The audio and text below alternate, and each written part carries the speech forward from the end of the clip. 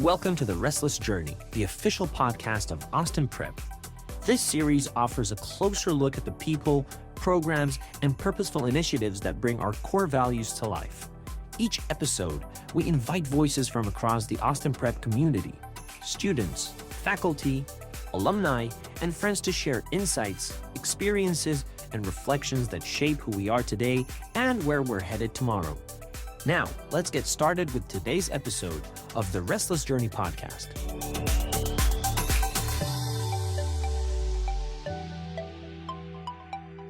Welcome to the next episode of the Restless Journey podcast. My name is Tyler Fleming. I'm Austin Prep's Director of Communications. And we're at the point of the year where the attention of our middle school in particular, our eighth graders specifically, start to look towards their capstone eighth grade trip to Washington, D.C. This year, it's the class of 2030 heading to our nation's capital. So we're going to have a preview of the trip today with very important members of our middle school community, but also veteran chaperones and teachers for this trip. So we're joined today by Mr. Michael McLaughlin, our head of middle school, and members of our history faculty, Ms. Kristen Donnelly and Mr. Jack Brady. So welcome to the Restless Journey podcast. Thank you.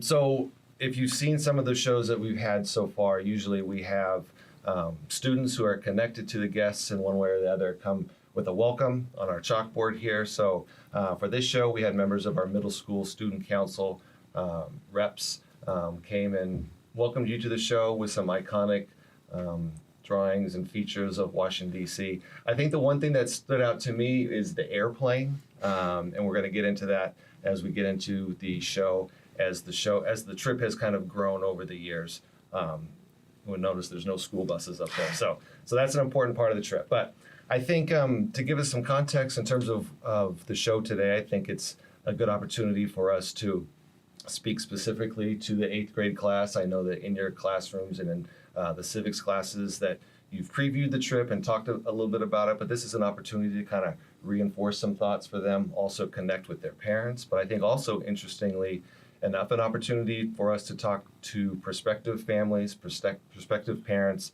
about kind of what the Austin Prep middle school experience is like, especially with this capstone trip, pulling it all together. So on that note, maybe Mr. McLaughlin, why don't you kind of give us a kind of an overview of this trip and how it kind of, ties the Austin Prep journey in the middle school together? Oh, sure.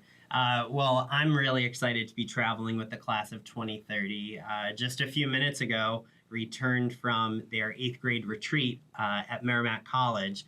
And if they bring to DC the same kind of attention and spirit of participation and collaboration that I saw at the retreat today, I think we're in for a really great trip all around. Today, they were just so engaged and enthusiastic and were great about listening to directions. And those are all elements that make for a really successful trip. And this trip will actually be my 9th class trip with Austin Prep down in DC. So really have a good sense of sort of the rhythm of the day and looking forward to exploring that on this podcast with everyone. So I know an eighth grade or a middle school class trip to Washington, D.C. is generally a common experience, I think, for middle schoolers. But maybe specifically, how do you see this as kind of the end of the Austin Prep experience in the middle school? Yeah. How does it tie together maybe what they've learned in civics classes throughout their years in the middle school? Yeah, so I think we approached the class trip as a capstone. And for us, that's not just an endpoint, but I think it's also a catalyst for some of the activities and units that they'll end their middle school journey with in April and May.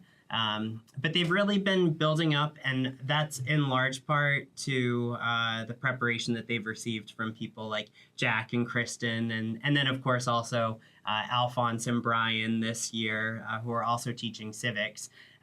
But students have really thought through the importance of being a part of a democracy, that being part of the American experiment is being an active and engaged citizen. And that in order to do that, you have to understand how government works, and then how you can work with government and work within government. And I think that our faculty do an incredible job of exposing students to sort of the ins and outs of the Constitution and how the executive, legislative, and judiciary all work, and sort of how they all work together. And then to be able to walk into those different spaces with the students and to be able to walk through the halls of power and to see monuments that are erected in celebration of our nation's heritage and museums that celebrate our story. Especially this year, America's 250th birthday, is really exciting. And so it really makes for a great time, certainly an educational time, but one that really brings the whole class together. So, Mr. Brady and Ms. Donnelly, as history teachers here in the Austin Prep Middle School, how do you kind of use this as maybe a tool or something in the back of your mind as you're guiding students through their experience here, but maybe specifically this year as eighth graders, knowing that this is kind of the end of their history experience or their civics experience here in the middle school? Yeah, I see it as a big aha moment for the kids. It's one thing to be in class, learn about the Constitution, learn about our government. You can do really well on your tests and your projects, and it still might not seem real, And so taking them to the Capitol, to the seat of power, and having them walk the halls of Congress is a lot different than the Senate simulation that we did in class the other day, right? And so this really drives home the reality and the importance of what we are teaching them about what it means to be an American citizen, and like Mr. McLaughlin said, what it means to live in a democracy. And so I think without this trip, a little bit of our discussion of the Constitution might ring hollow for them, especially as eighth graders, as 13 and 14-year-olds. But I think that this trip brings our curriculum to life in a way that nothing else could. I definitely echo what they both said. I think that any time that we can make these kind of abstract concepts real for them by, walking in, the shoes of like historical figures from before or, current representatives and senators, I think just makes it more real. And I think that kind of connecting it to some other projects we've done, like back in November, we did the Vietnam Memorial Wall for Veterans Day. It brings, I think, new meaning when we see the Vietnam Wall because they kind of see the scope of the servicemen and women, the number of names on that wall, and I think it makes it more meaningful what we try to impress upon them in class. Sure. Well, I was fortunate enough 2 years ago with the class of 2028 when they were eighth graders to make this trip, and I was a chaperone. And I think one of the ways that you guys do a great job in terms of really truly making this an educational experience and really putting some ownership back on the students is just the way that you structure the days, with small groups of 8 to 10 students, and unique that you over the course of the trip you might hit up 10 to 12 monuments or museums and put some ownership on them to kind of report back to their classmates in terms of what they know about those specific areas. So maybe you want to talk a little bit, Mr. McLaughlin, about kind of how that works and what the students should expect. Sure. So the days are long and they are filled from wake up until lights out.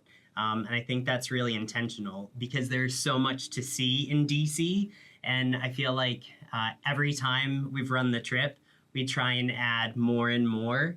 But at the same time, we want those experiences to be rich, that we don't want them just jumping from one site to the next, but we want them to also take time to explore, to be curious, and to look around. And so, that's where certainly student ownership in the Illuminated Monuments Tour, which I think we'll talk about a little later, really comes in. So we time that to really begin around dusk. And so their first monument is usually the World War II Memorial, and then we'll walk the reflecting pool as the sun sets over the Lincoln Memorial. We'll pass by the Vietnam War Memorial, which will then be lit up, which really is striking. Then the Lincoln, and then we'll go to the Korean War Memorial, which is very striking in the dark. And then we'll make our way somewhere for dinner. And then typically, if dinner is out, we'll stop at one more memorial before we head back to the hotel, where they seem to somehow find a second level of energy. I think because they're just so excited once again to be back. So I would think that with you're broken up into chaperone groups, but maybe one or two chaperone groups might get together and they might pick out a couple of galleries. You certainly can spend the whole day at just one of these museums. So we usually collaborate with the kids, figure out if anyone has a strong desire to see, something specific, and then we kind of head off to those galleries. So that way the kids can really see, without the pressure of having 97 kids behind them, they can really see the exhibits, they can take their time and really get the most from the experience. So while we might not see everything in the museum, we try to hone in on what the kids are most interested in or what they really want to see that might connect to something we've talked about in class. Yeah, and it's not always so structured. Obviously, I think when Kristen and I get into American history, the American History Museum, it's like, all right, we gotta go see Lincoln's hat. We gotta go see the dresses. It's like we're working the kids because that's what we love. And so the kids, with faculty from across the building, the kids are gonna have different types of inputs from each of the teachers and the things that they like about going to DC, which is really great.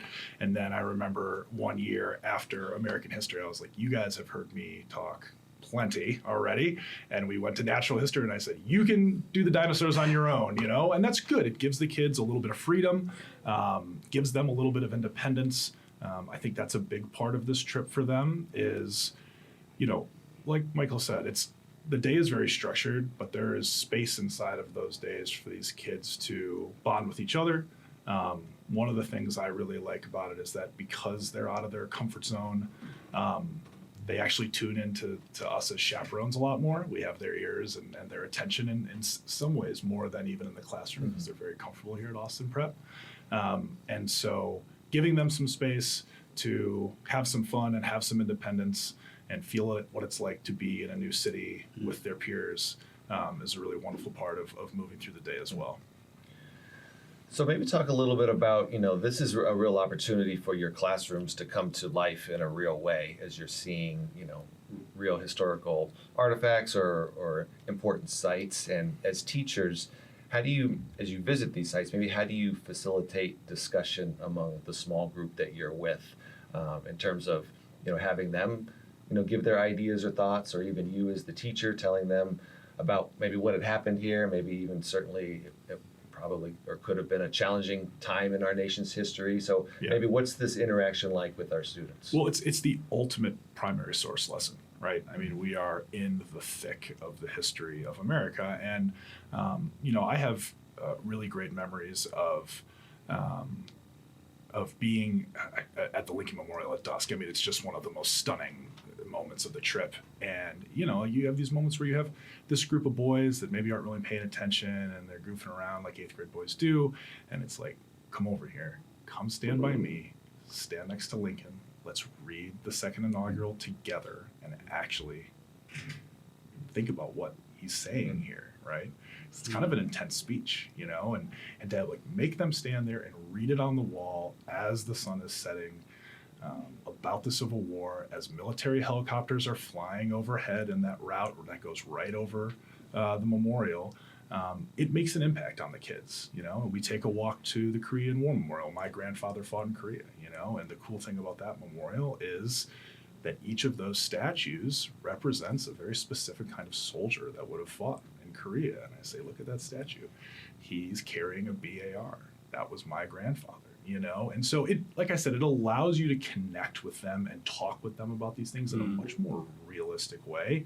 And I think it makes a big impact on them, which as a teacher is what you want. You want them to be moved by what we're talking about. Sure. I feel the same way when we go to the archives and we stand there in front of like the Declaration and the Constitution, and like with the kids you can talk about how, you know, this is only 4 or 5 pieces of paper and it has built this entire country. And so it kind of makes that moment in time not feel insignificant, but you're part of something so much grander, this massive history of our country. And you just, I don't know, I get that sense that Jack was talking when I stand in front of those documents. So being able to experience that with the kids is cool. And then like also, because we've been talking about like the text, you know, trying to read it is always a fun task, like peering at the faded text and see, oh, what does this say? What part of the document is this? But just that overwhelming sense of, you know, just all of this history kind of culminates in that one rotunda with all those documents. Kristen and I really nerded out a couple years ago because they changed the rules on taking pictures inside the archives. That's right. We'd been in that space before, but they never would allow cameras. If they saw your phone, they'd run you out, right? And so they were like, no, you can do that now. So Kristen and I have all these funny... We have a lot of photos like that. Oh, Yeah. look, we're taking a picture. And all the kids are like shaking their heads at us like these big nerds. But, you know, it's a fun trip for us too. We enjoy it too. Yes, yeah. Well, and like you said, Jack, it's like the all primary sources, and it's not just the text. As on the board there, the flag. One of the things that I really appreciate about the trip is walking with students to see the Star-Spangled Banner, the one that inspired our national anthem. And what always amazes me is when students say, "Wait, that's like the flag?" I'm like, "Yeah, this isn't a replica. This is the real deal." And I just also really enjoy listening to your stories as we walk around DC together, and I think we all take turns sort of telling stories and trying to capture their attention with stories from American history. And it's amazing that the students really do retain so much. And it's also a good chance to like get into some things we don't actually talk about in 8th grade, maybe some stuff they'll get into later on in the upper school. There's only so much time in the school year. And so if we can add stuff, especially like what happens in like 20th century, because we never get that far with our curriculum, it's like things like that we can kind of sprinkle in to make them excited for freshman year or, you know, sophomores in the years coming, I think is also really cool too. It sounds like you all gave an example of kind of strongest memories that you've had, but generally speaking, are there a couple places, monuments or museums that are generally favorites of the students or even chaperones or faculty members? I think students frequently will talk about the Tomb of the Unknown Soldier and being at Arlington National Cemetery. And the reverence that the students display without having to be coached to do so is remarkable and outstanding. And I'm so happy that this year, for the second year in a row, Austin Prep was selected for the honor of being able to lay a wreath at the Tomb of the Unknown Soldier. And so students in their civics classes over the next couple of weeks, they'll be writing essays about the importance of service and sacrifice. And then we will select a couple of student essays that those students will represent their class in laying the wreath at the tomb. And when we did that last year, it was just so striking. I got to be a part of that ceremony with the students last year. And I had many times seen other schools or organizations lay a wreath. But to be able to walk down with 3 of the students and stand at attention while the bugle played and the wreath was brought forth was really just such an honor. I was really humbled by that experience. And it was really remarkable listening to the students' reactions to that afterwards. But I think that frequently is a student highlight going to Arlington. I'm always so impressed, too, with how our students act and how respectful they are when we're at Arlington. I mean, you know, we, as middle school teachers, we understand that, you know, every day is a little bit chaotic and the kids push and pull you, and they should. It's the time, that's middle school. It's the time of life they're in.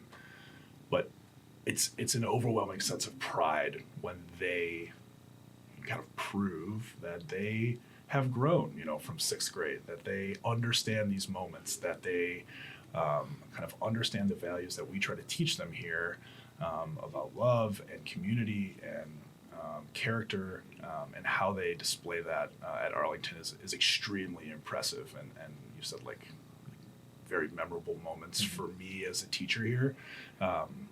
How they represent us in that moment is really wonderful. I also find when we go to do our mass, we always take the kids to church on our trip.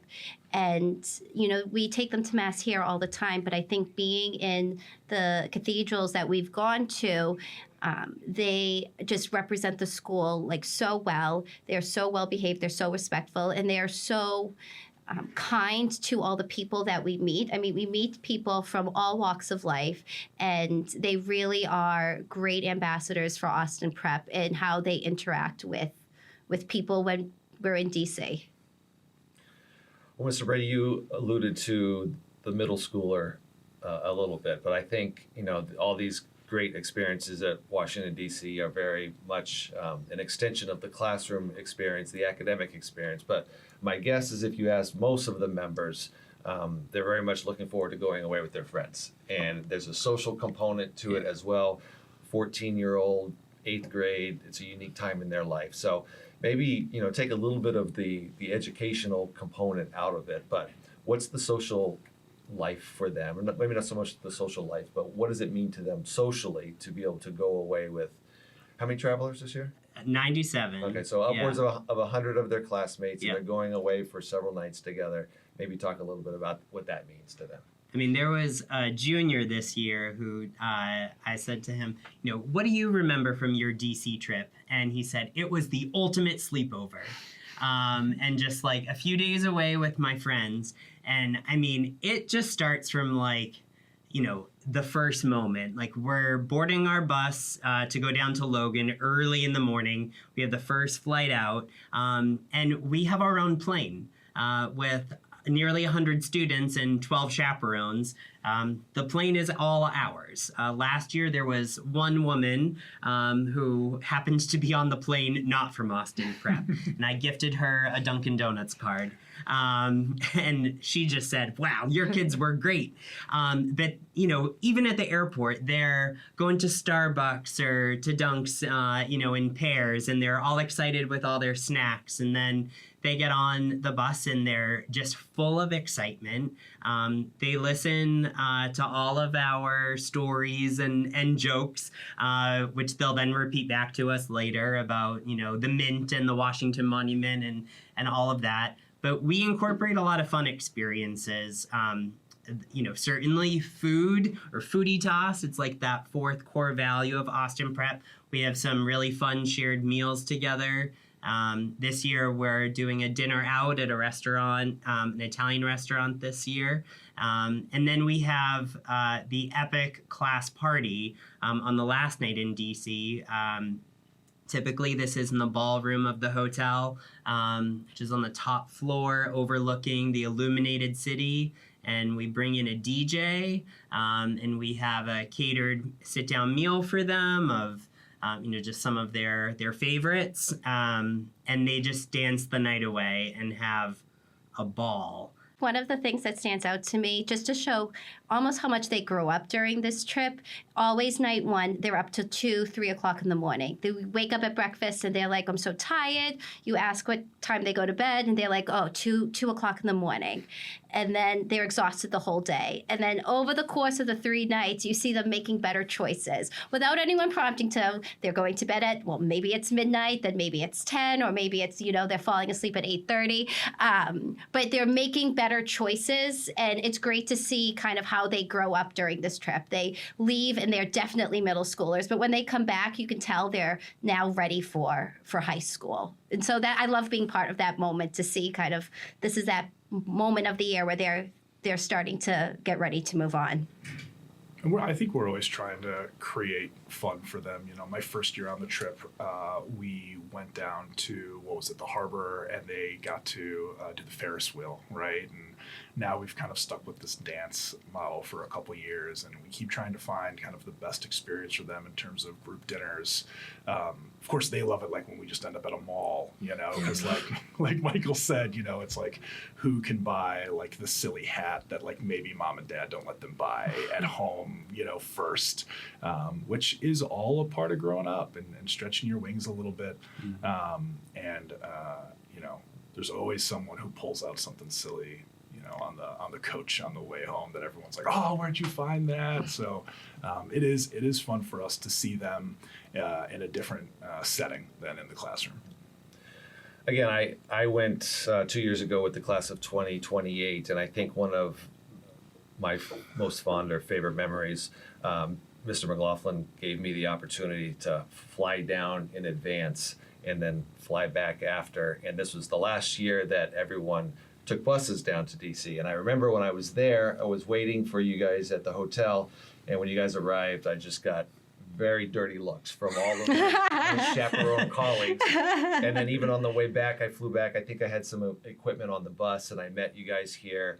It must have been probably a 10 to 12 hour bus ride. And you guys were not happy to see me. So I think that I have some play or responsibility in making that trip transition from bus to plane, which is now the second year. So has that changed kind of the energy, the atmosphere, just the general experience of going from a 12-hour bus ride to now getting down there in an hour and a half? Yeah, so going down in 12 hours, like that was one day of the trip out of 4. So now we're just able to do so much more with the students. And like I said, right, we've sort of added things over the course of time, but we also are mindful that we want students to be able to spend time, to be curious, to ask questions, to go back and see something that really interests them. And by spreading the trip over 4 days, it really allows us to do that. It also, at a certain point, they sort of hit their saturation point of museums and sites, and they just need a little time to decompress. And so by us being able to spread that over 4 days, I think it just allows for them to have a much richer experience. Michael, did we have any first-time flyers last year? Was it anyone's first flight? Yes, Yeah. we did. So that was fun, and I'm sure there are a couple this time around as well. But for a lot of students, it's their first time away from home, several states away for an extended period of time. And so like Kristen said, it really is this growing up experience.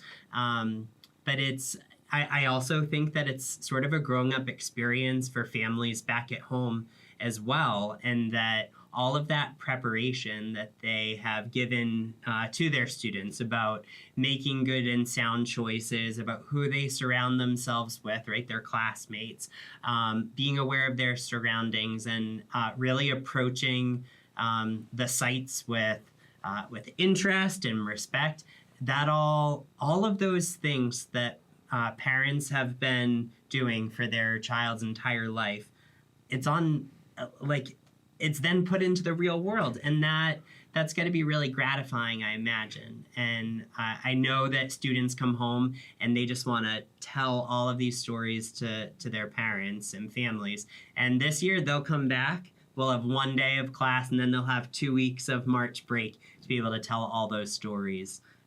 So truly, this March Madness, lots of travel.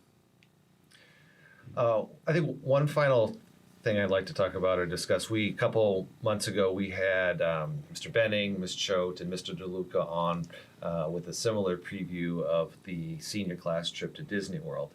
And one of the things that we talked about we've talked about the student experience, on that trip and then previewing DC. But I think it's also interesting to talk about, going away as chaperones and maybe the new connections you make with colleagues when you're away for several days. And I know, again, going back to my experience with the class of 28 2 years ago, was being able to see all of you in kind of your element of expertise and getting to know you all in a different way. A couple examples, you mentioned, how well our students behaved at Arlington National Cemetery. And I distinctly remember being on the bus and Miss Verasso basically getting up on the bus and telling everybody, like, this is how we're going to do things in the most Miss Verasso way. And I was like, wow, that's awesome. She's a real great role model for these students. And then I know also at the cemetery, my chaperone group was connected with your chaperone group, and, you know, this is your thing, and you were very much an expert in Civil War type history things, and you gave a talk that made me think that, wow, we really have experts in the field teaching our students. So maybe talk just a little bit about like the relationships that are built among staff on trips like this, and then maybe, you know, do you get to see people in a different light? You know, I think somebody alluded to that. How many chaperones are going? 12. Okay, so we don't have 12 history experts here No. going, so maybe they can learn something from you and even vice versa on a trip like this. Yeah, I mean, this year we have, as we have in the past, just a range of members of the faculty who each bring their own gifts. Like, I think last year, Mr. Smith and Mr. Kabunga, they organized a prayer service and were responsible for preparing the students for Mass. This year, Brother Blair is coming with us, and he's arranged some sort of artistic drawing experience that we're going to embed into one of the afternoons to take time to just like sketch some of the buildings. And so I think, you know, everybody brings their different little piece to it. And that just makes for a really rich experience. And that also makes for this capstone experience to not just be a like civics field trip. This is, you know, getting to like dabble in all of the different disciplines. And I think like Carly and Ian, they've brought so much in with regards to math and science. I mean, it really is a true collaboration. And I think echoing what you said, you get to see your colleagues in a different light. I mean, we see each other all day in our classrooms or at lunch in the school setting, but it's very different when, you know, it's 10 o'clock at night, the kids are in the halls, and you're trying to scooch them off to bed, and you have to rely on your colleagues in a completely different way, and they're there to like support you and to help you support the kids. So it creates a very different bond than if you just know them from the halls here at Austin. First of all, thank you very much. It's very kind what you said. But, you know, I'll say this, like, we do spend all day together in some ways, but, you know, I wish I could take history class with Miss Donnelly, you know, and I don't really get to. And so it's nice to kind of be in a museum and maybe hear her talking to the kids, and I get to lean in and pick up something new and kind of experience history class a little bit. And so, yeah, like you said, we get to do some learning too from our colleagues, which is a lot of fun. And I think that having different personalities in terms of the chaperones on the trip, you know, helps a lot. Like, you know, a lot of Michael's passion's going to come out with like corny jokes on the bus, and it's wonderful. It's like one of my favorite things on the trip. And like, I'm probably going to give like an over impassioned, like niche historical speech, and that's okay. Like the kids will get some of that too. But it really is a wonderful experience for everyone involved. So I guess in closing, maybe we can turn this into a little bit of a pop quiz for our students. It also gives us an opportunity to get some forced viewership of the Restless Journey podcast. So if we were to send this out, which I hope we do, send this to our 8th graders in the week or so before the trip, is there something that you would like to assign to them, ask them to find out, get to know, understand, report back to you in your small groups, or throughout the course of the trip, or even as you come back to campus? Is there something that you want to task them with? Oh, this is a good question. It's a really good question. So there are 97 students in the class, and that my hope for all of them is that this trip with 97, that they don't only talk to just one, like that they don't only talk with their roommate or to just a couple of other people. That my challenge to them would be to find someone who they haven't spoken with yet. These other students are going to be entering into upper school with them, and something that they'll all have in common is that, you know, they went to our middle school, they went on this trip together, and that, you know, I encourage them to be open to forming those relationships with other classmates. I think that's one of the things the seniors value the most about the Disney trip, is how they connect with others. And so I would have that same hope for the 8th grade. I think that like one of the things that I said earlier was this idea of like going to the seat of power, right? It can be, I think, really transformative. We talk a lot here about like we are producing the Augustinian cavalry, right? To like enter the fray of life. It would be awesome if some of our students came home thinking to themselves, perhaps someday I can come here and make a difference, you know, when I'm done with my Austin Prep experience, whether that's going there for college, maybe someone will want to go there for college. It'd be great to go to school here, or maybe go into politics and go into civic life. That would be, I think that would be incredible if our kids could take what they learned here at Austin Prep and went to affect the world in a positive way. I think I would want the kids to come back having tried something new, whether it's going to an exhibit that maybe they didn't know anything about, but it seemed curious, so they went over, or, you know, sitting with a new friend at lunch or dinner, or, you know, talking to that kid that maybe you had a class in 6th grade with, but you haven't had a class with. Just something new, I think would really, I don't know, I think that would be really good. Yeah. Very good. Well, thank you for the preview of the trip. March 2nd through 5th, Austin Prep's 8th grade class of 2030 takes on Washington, D.C. So, Mr. McLaughlin, Ms. Donnelly, Mr. Brady, thank you very much. Thank you. Thank you. Enjoy the flight down, and I'm looking forward to hearing all the great experiences you guys have. So, thank you. Thanks.